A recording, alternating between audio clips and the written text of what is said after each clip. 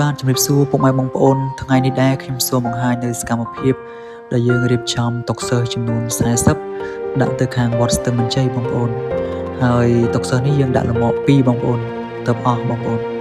នៅវត្តស្ទឹងមានជ័យយើងនេះបងប្អូនរាជធានីភ្នំពេញបងប្អូនតុសិស្សនេះជាប្រភេទតុសិស្សអង្គុយ2នាក់មានថតតុបងប្អូនហើយចាំងដែកពណ៌សបងប្អូន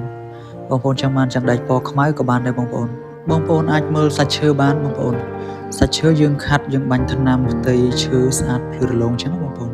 ដូចនៅក្នុងរូបអញ្ចឹងបងប្អូនហើយវីដេអូនេះដែរគឺជាសកម្មភាពពីដើមដល់ចប់ចាប់តាំងពីយើងលើកដាក់រមាក់រហូតដល់យើងទម្លាក់នៅទីតាំងវត្តបងប្អូនវត្តស្ទឹងមានជ័យខាងបងប្អូនមិនមែនមានត្រឹមតែតុសិស្សទេបងប្អូនមានទាំងក្តារខៀនកញ្ចក់មានទាំងកៅអីសិស្សកៅអីនិស្សិតអាចបត់បានអញ្ចឹងបងប្អូនតុសិស្សយើងមានច្រើនម៉ូដបងប្អូនតុសិស្សអង្គុយ2នាក់អង្គុយម្នាក់ឯងក៏មានហើយឈុតតុកៅអីសិស្សក៏មានដែរបងប្អូនឈុតតុគ្រូជាប្រភេទចាក់ដែកក៏មានជាប្រភេទឈើច័ន្ទគ្រីក៏មានដែរបងប្អូន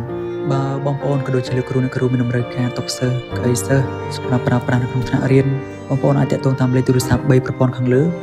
ឬឆាតមក Facebook Page ឬ Telegram របស់យើងខ្ញុំ